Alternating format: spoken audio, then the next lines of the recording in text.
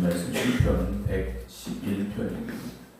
구약성경 887조 시편 111편입니다. 할렐루야. 내가 정직한 자들의 모임과 회중 가운데서 진심으로 여호와께 감사하리로다.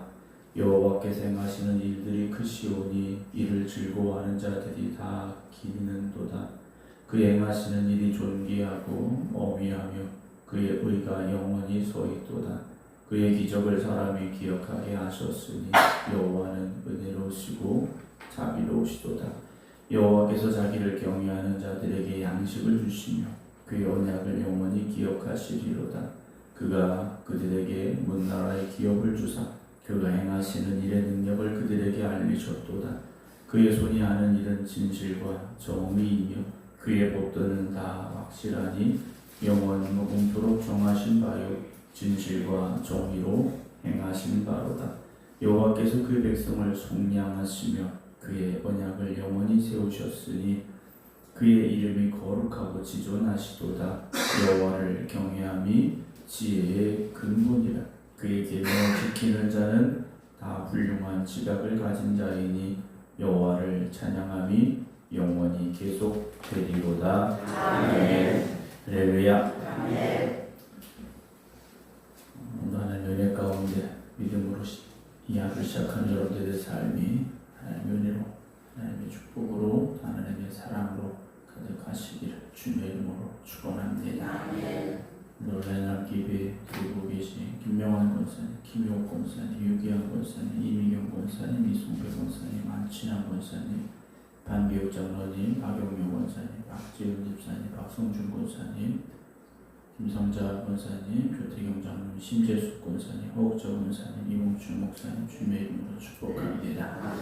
오늘 시편 111편 말씀인데요.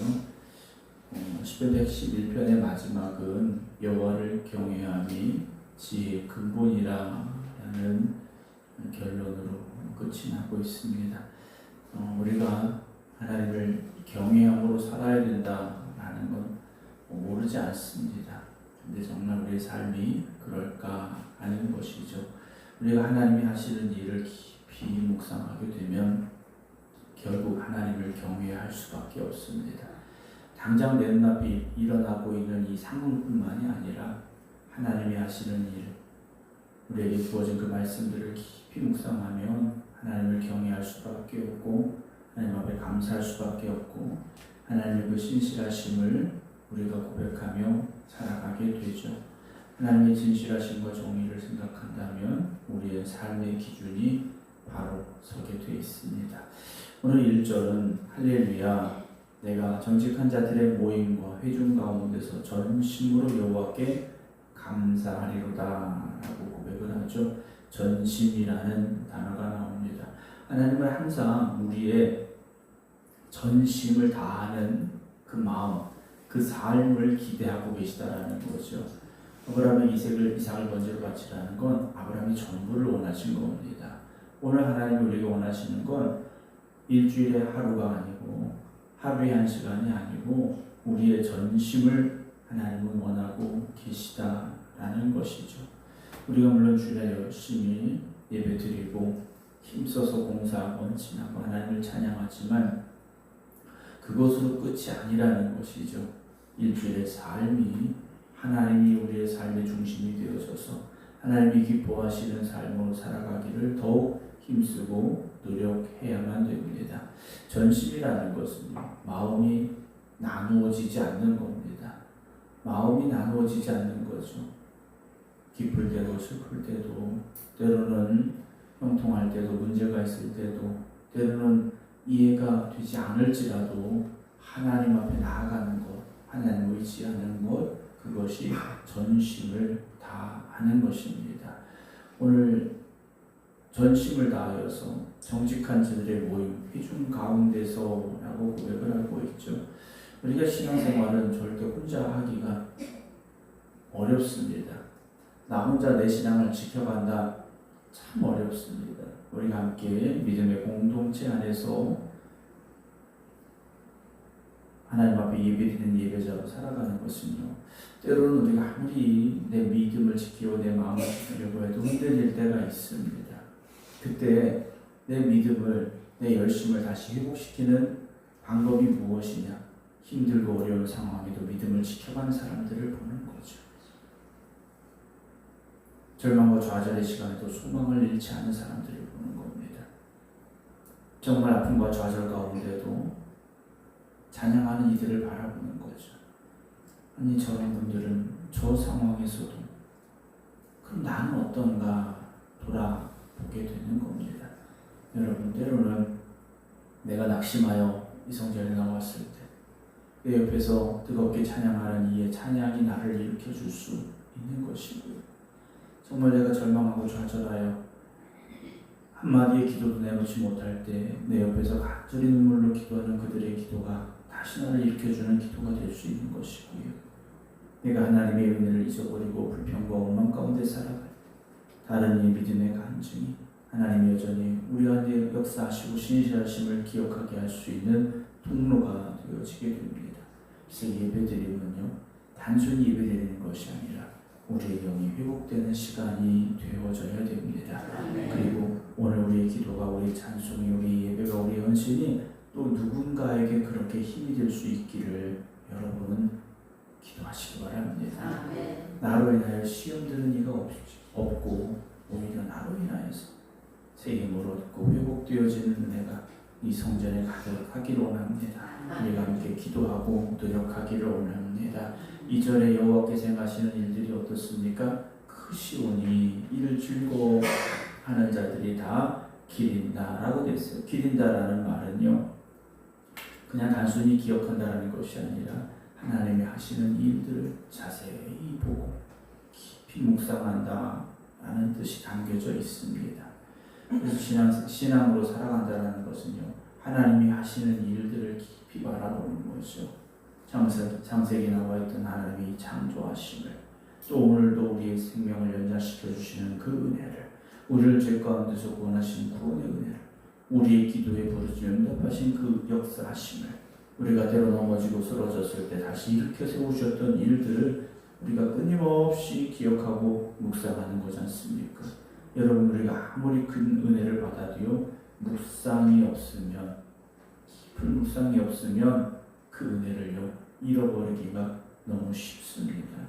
우리가 많은 말씀을 들어도 그 말씀이 우리의 마음에 머물러야 되지 않습니까? 말씀이 마음에 머물 때 우리의 삶이 변화가 되는 겁니다. 그냥 말씀이 머리에만 머물러 있으면 지식이 되지만 그 말씀이 우리의 마음에 머물러서 우리의 마음이 감동되어지고 우리의 마음이 새로워질 때 여러분의 삶이 변화되는 거죠. 똑같이 말씀을 들어도 누구는 변화되지 않느냐? 결국 지식으로만 남기 때문이죠. 여러분, 오늘도 말씀이 우리 안에 역사하시기를 기도하시기 바랍니다. 그래서 우리가 신앙생활은요, 빨리 뭔가 되는 게 아닙니다. 교회 나온 지 얼마 안 돼서 막 은혜 받아서 열심히 있어. 여러분, 오래 가진 않더라고요. 꾸준히 그 말씀을 붙잡고 묵상하고, 때로는 좀 느린 것 같고 더딘 것 같아도요, 그 말씀을 굳게 붙잡은 신앙은요, 결코 흔들리지 않습니다. 오늘도 여러분들이 이 새벽이 그런 시간이 되기를 원합니다. 우리가 원하는 대로 뭔가 빨리 되어지고, 뭔가 빨리 변화되고, 뭔가 빨리 이루어지면 좋겠죠. 그러나 때로는 그 더딤 속에서 하나님의 은혜를 더 깊이 깨달아가게 되고, 하나님의 도우심을 더 간절히 구하게 되며 여러분들의 믿음이 만석에서는 믿음이 될 수 있기를 주님의 이름으로 축원합니다. 3절에 그 행하시는 일이 존귀하고 어미하며 그의 의가 영원히 서 있다라고 고백을 해요. 하나님의 의는요, 영원하십니다. 잠시 잠깐의 의가 아니라는 거죠. 사랑하는 성도 여러분, 때로는 우리의 상황이 이해되지 않을 때가 있습니다. 하나님 의로우시고 하나님 선하신데 왜 나에게 이런 일이, 이런 상황이 벌어졌을까? 그리고 왜 하나님은 우리의 기도 응답하지 않으실까? 이해되지 않을 수 있죠. 그런데 하나님 모든 것을 다 설명해 주지 않습니다. 지금 내가 이 기도 응답하지 않는 건 이래서야, 네가 원하는 대로 되지 않는 건 이래서야 라고 말씀해 주지 않아요. 결국 모든 일이 지나고 난 뒤에 깨달아지게 하실 때가 있습니다. 지금은 이해되지 않을지라도, 지금은 내 마음에 받아들여지지 않는 것 같다 할지라도 여러분 하나님의 그 이루심을 기억하며 여러분 기도하시기 바랍니다. 4절에 그의 기적을 사람이 기억하게 하셨으니 여호와는 은혜로우시고 어떤 분이십니까? 자비로우신 분이시다 라고 고백을 해요. 그의 기적을 사람이 어떻게 하게 하십니까? 기억하게 하셨다고 했습니다. 늘 드리는 말씀이잖아요. 우리가 믿음으로 살려면 기억력이 좋아야 된다라고 말씀을 드려요. 은혜를 잊지 마시기 바랍니다. 우리가 허락하신 은혜를요, 여러분 잊지 마시기 바랍니다. 돌아보면 하나님의 은혜 없이 우리가 여기까지 올 수 있었을까? 그렇지 않습니다. 하나님의 은혜로 우리가 여기까지 왔음을 잊지 마시고 그 은혜의 기억을 여러분 고백하시기 바랍니다. 믿음의 길을 걸어가는, 그런데 쓰러지고 낙심한 이들에게 전하시고 우리의 자녀들에게 그 은혜의 기억을 전하시기 바랍니다. 근데 우리가 어떻습니까? 상처는 너무나도 오래 기억이 됩니다. 은혜는요 쉽게 잊어버린다라는 거죠. 여러분 누군가 나에게 서운한 말을 했다. 여러분 그게 잊혀집니까? 잊혀지지가 않는다라는 거예요. 누가 나를 아프게 한 거 절대 잊혀지지 않습니다. 근데 하나님이 허락하신 은혜, 하나님이 도우신 역사하신, 여러분 이건요 금방 잊어버리게 되더라는 거예요. 여러분 우리가 기도했을 때 응답받은 기도가 많을까요? 응답받지 못한 기도가 많을까요? 각자마다 느끼는 바가 다를 수 있겠습니다만 사실 응답받은 게 훨씬 많습니다. 근데 우리 기억 속에는요 응답받지 못한 것만 기억날 때가 많은 것 같습니다. 하나님의 도우심이 지금도 계속 되어지고 있습니다. 그 은혜의 기적을 기억하시기 바랍니다. 5절에 여호와께서 자기를 경외하는 자들에게 양식을 주시며 그의 언약을 영원히 기억하시리로다 라고 되어 있어요. 하나님은 오늘도 우리에게 일용할 양식을 주십니다. 좀 차고 넘치게 주시고 쌓아놓도록 주시면 더 좋겠지만 때로 하나님은요 일용할 양식만 주실 때가 있어요. 광야 이스라엘 백성들에게 만나를 매일 주셨습니다. 매일 주셨어요. 매일 주셨다는 건 내일도 주시리라는 약속이기도 하지만 그날의 은혜만 주셨다라는 것이겠죠. 오늘 우리에게 왜 그날의 은혜만 주실까? 우리가 하나님 없이는 살 수 없음을 잊지 말라고, 그리고 우리의 내일은 또 하나님이 책임지실 것이라는 믿음으로 살라고 매일의 만나만 주시는 것이 아닐까 하는 것이죠. 오늘 저와 여러분들이 원하는 대로 됐다면 우리가 이 새벽에 이곳에 있을까? 늘 물어봅니다. 저 자신에게도 물어보죠. 아마 우리는 이곳에 있지 못할 가능성이 훨씬 많을지도 모릅니다. 하나님께서 오늘의 양식을 주시는 은혜를 잊지 마시고 믿음으로 살아가시기 바랍니다. 하나님은요 그의 언약을 영원히 어떻게 하십니까? 기억하고 계셔요. 하나님은요 우리를 먹이시는 일을 잊지 않으신다라는 거예요.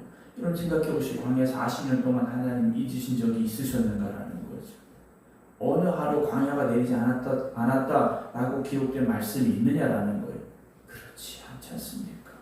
하나님은 오늘 여러분들을 기억하고 계십니다. 그 약속을 이루어 가시는 하나님을 바라보시기 바랍니다.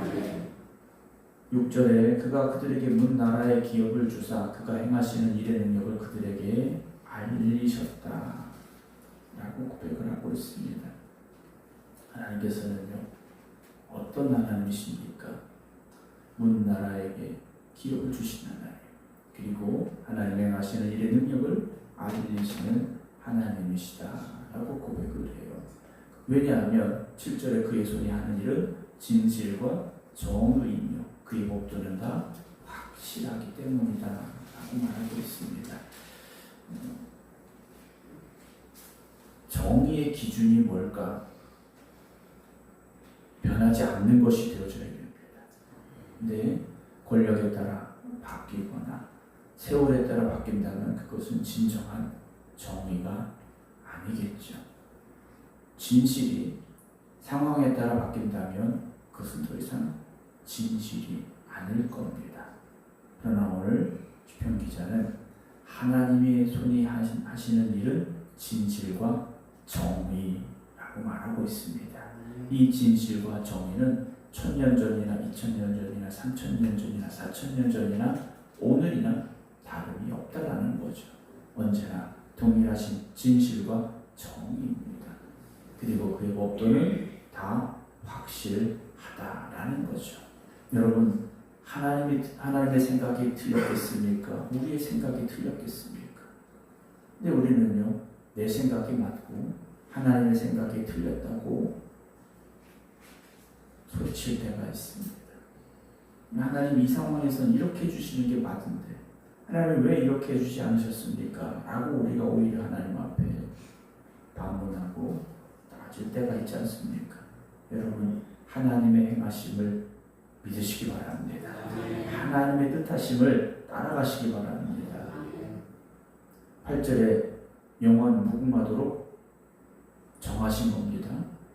진실과 정의로 행하신 것입니다. 여러분, 시간에 따라 세월에 따라 상황에 따라 바뀌신 게 아니라는 거죠. 그 하나님 오늘도 살아 역사하십니다. 9절에 여호와께서 그의 백성을 속량하시며 그의 언약을 영원히 세우셨으니 그 이름이 거룩하고 지존하시다라고 고백을 해요. 여러분, 우리에게 주신 가장 큰 은혜가 무엇입니까?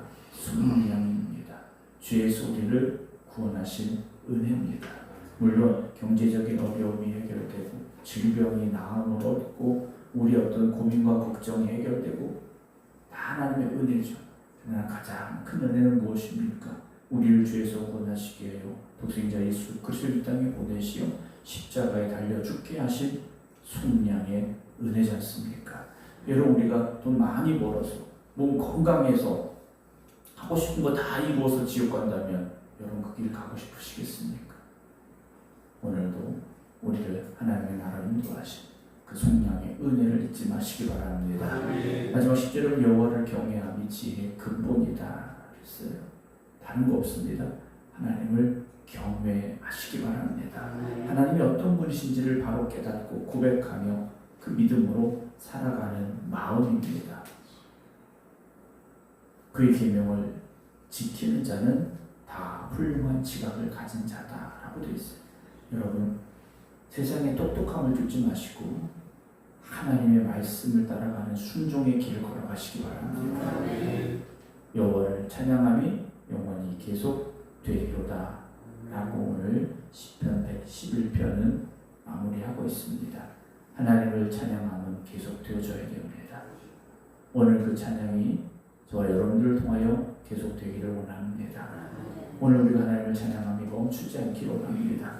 때로는 힘들고 때로는 우리의 삶이 어둠이 오고 때로는 절망이 우리에게 찾아온다 할지라도 하나님은 언제나 신실하신 하나님, 공의의 하나님, 정의의 하나님, 은혜의 하나님, 능력의 하나님 되심을 고백하며 여러분들의 찬양이 계속 되어지는 삶이 되기를 주님의 이름으로 축원합니다. 기도하겠습니다. 무더위가 계속 되어지므로 우리 몸도 마음도 지쳐가고 있습니다. 그러나 이 새벽 다시 하나님을 경외하며 하나님을 찬양하기 위하여 그 말씀을 붙잡기 위하여 이 성전에 또 각자의 기도의 자리에 깨어있는 이들을 주님 붙잡아 주시옵소서. 하나님이 어떤 분이신가를 오늘 새벽 다시금 고백할 수 있는 저희들 되기를 원합니다. 진실하신 하나님, 공의의 하나님, 정의의 하나님, 오늘도 살아계셔 역사하신 하나님, 우리의 찬양을 받으시기 합당하신 하나님, 오늘 그 하나님을 고백하며 기도드리오니 오늘도 우리의 믿음이 흔들리는 믿음이 되지 아니하게 하시고 하나님 앞에 가는 그날까지 변치 않는 믿음 지켜갈 수 있는 저희들 되게 하여 주시옵소서. 이 한 주간도 하나님의 은혜로 여기까지 왔음을 고백합니다. 내 힘과 내 능력으로 살아낸 것이 아니라 하나님의 도우심으로 여기까지 왔음을 고백할 수 있는 저희들 되게 하여 주시옵소서.